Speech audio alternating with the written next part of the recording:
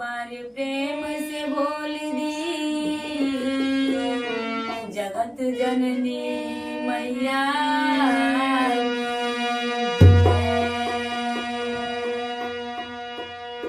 ताई गुरु बहना हम रंभा देवी आप सबके बीच में बहुत सुंदर भजन लेके आई बानी कि ये भजन पर जेकरा ना झूमे के वो झूम जाइए गुरु बहना। ये सावन में